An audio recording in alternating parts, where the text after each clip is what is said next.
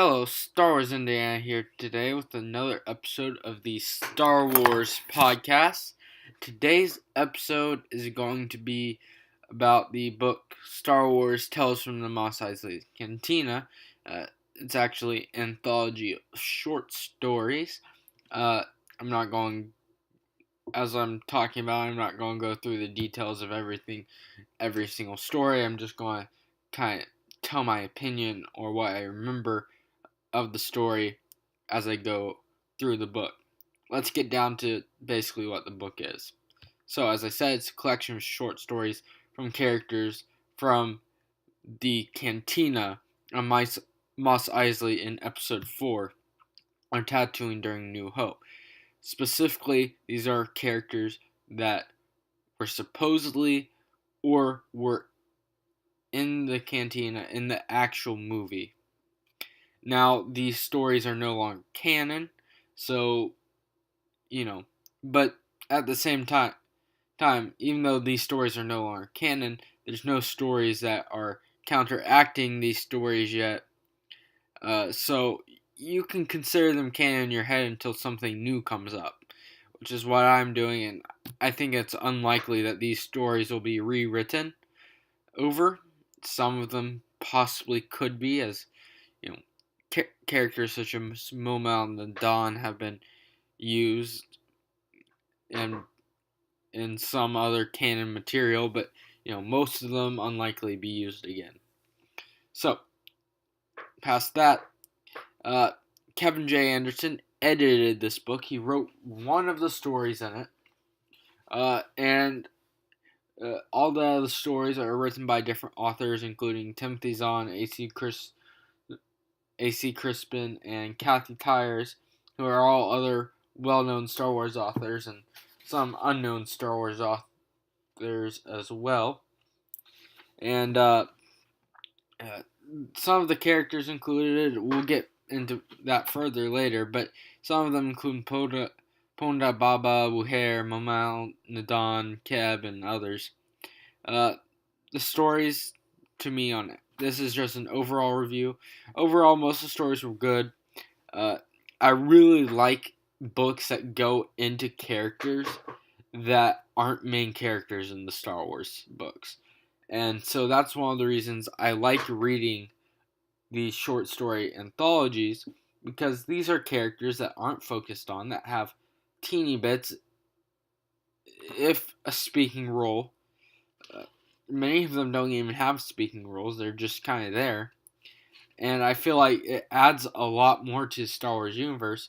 It's like when I reviewed Aftermath, I said the same thing. But compared to Aftermath, the thing that makes this unique is that these were characters that actually appeared in the movies. So, to me, if you're able to take these background characters and add a story to them, it makes the movies even better, while making a unique book about unknown or relatively small characters. So, Aftermath didn't have that same effect because the characters being focused on, apart from Wedge and Tilly's, were relatively unknown and from the novels themselves or created in that novel. There was one story that's confusing. I'll talk about more when I get there. But this is definitely a suggested read if you have time. One of the nice things about this is instead of being chapter based, it is short story based. So the story's going to go a lot faster. A whole story will be wrapped up basically every time you finish a chapter. It'll take a little longer read what would basically be considered a chapter, which would be a full short story. A couple of short stories have individual chapters. But, so if you don't like a story, you can finish it a lot quicker. I would definitely suggest reading it. Now let's get into the stories themselves and exactly what characters are told about. We don't do weddings, as the bands tell. I think the basic idea of the story was the band got caught up in some sort of situation in order to make money, and then they got let off by Jabba the Hutt because he got mad at them and was kind of on the run from Jabba. Anyways, uh, it was written by Kathy Tyers. It was enjoyable. Not the best one in the book, but I definitely still enjoyed it.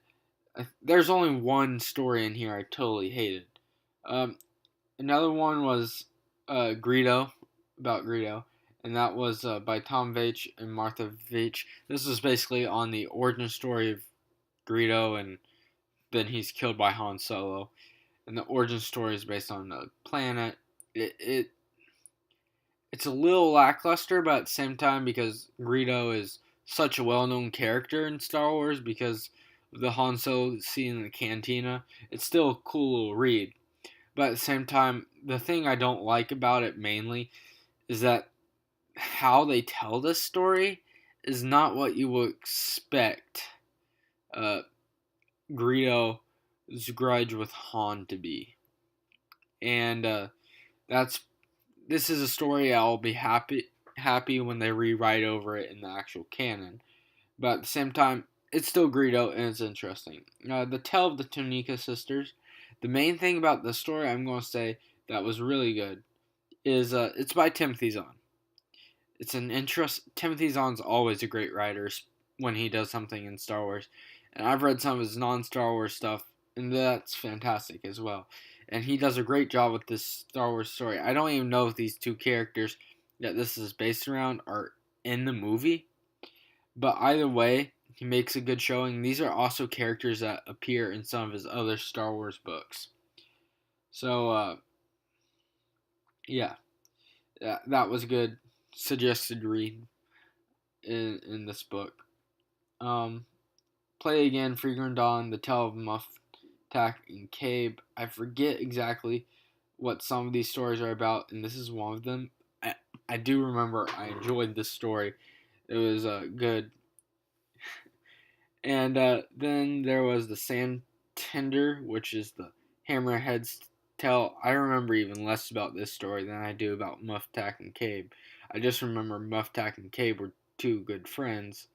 One of them was I don't remember exactly. Anyways, the Hammerhead style. This is the story about Mumel and Nadon.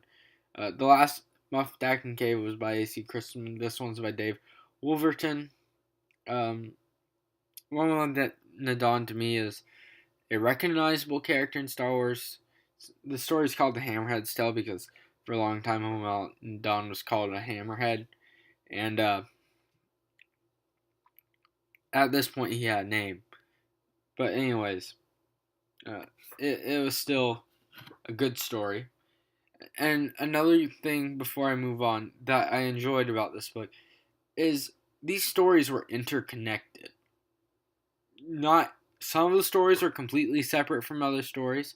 Most of the stories included scenes from the movie, so that gave them all interconnected. But then some of the stories themselves just crossed over. Like I know Momo and Don either intersected with the Muff, Tack, and Cabe one or another one, which was really good and cool. Um, then there was Be Still My Heart, the Bartender's Tale. This is probably one of the stories I more remember from the book. This is about Uhair, which is the guy who tells the droids to leave. And it's basically about his prejudice versus droids and how he comes to befriend a droid. And it's interesting. It's nice seeing the change in Wuhair, and I think it's done well. I really enjoyed this one. I don't remember the exact details, but definitely one of the ones I would read if I were to reread this again, or just pick out a single short story, go back and be like, I like this one. Um, then there was Night Lily, the Lover's Tale.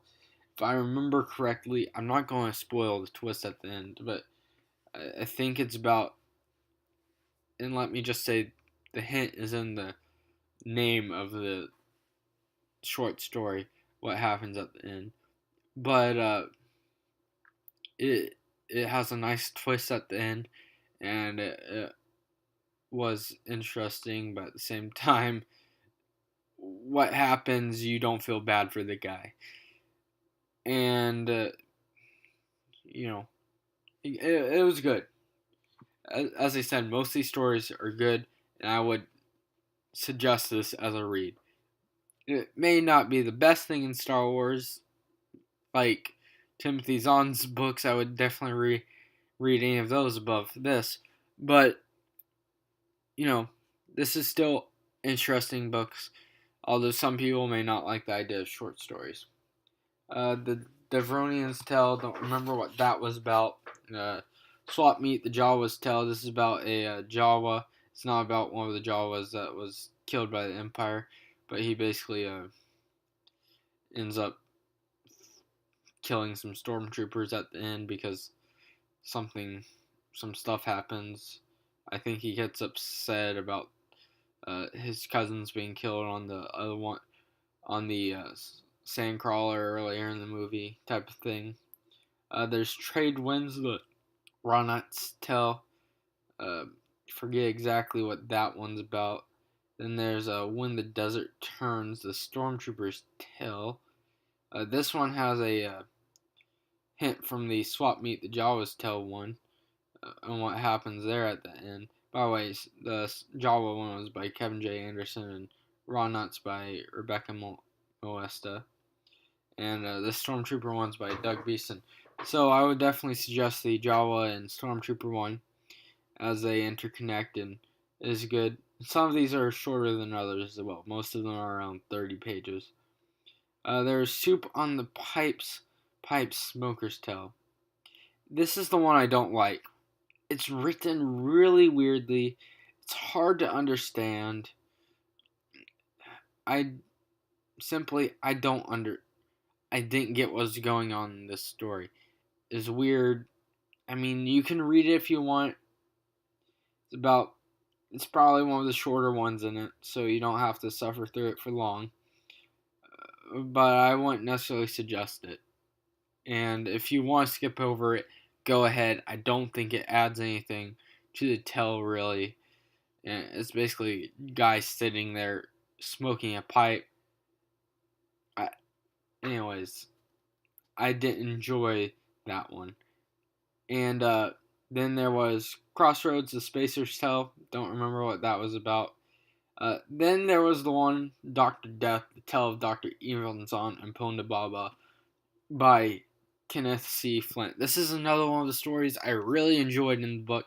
The reason why is Ponda Baba and Dr. Evil Zahn are recognizable characters in the Star Wars universe. These are the guys that basically are sitting by Luke and are like, don't like you.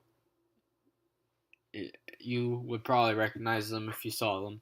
And it's not necessarily about that moment. It talks about that moment a little bit, but it's more about what happens after that moment years later and how that has gone on to affect their lives.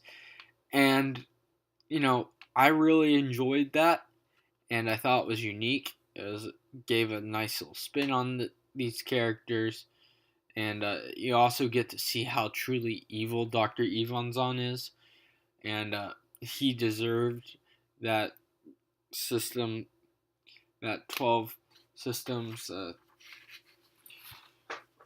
being banned from situation wanted.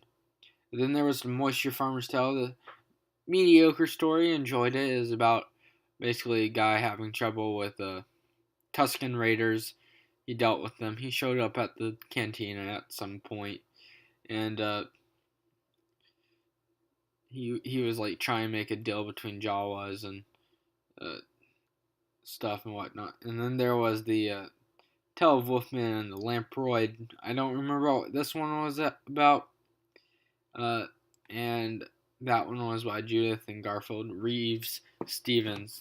I forgot to say the authors of some of the stories, but I at least got the major recognized Star Wars authors.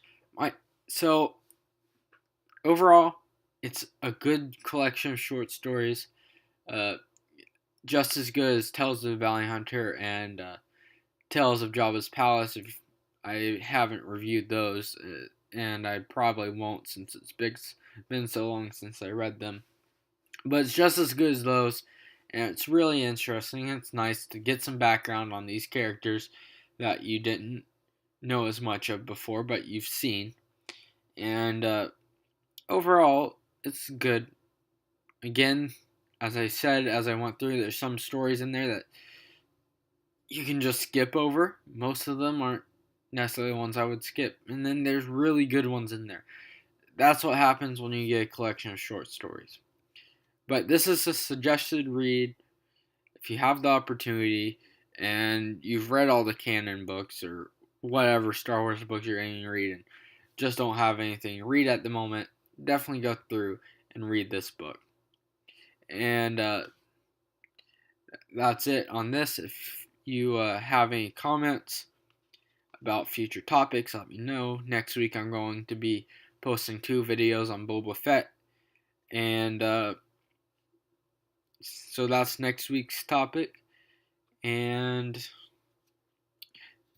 thanks for listening. This is Star Wars Indiana signing out.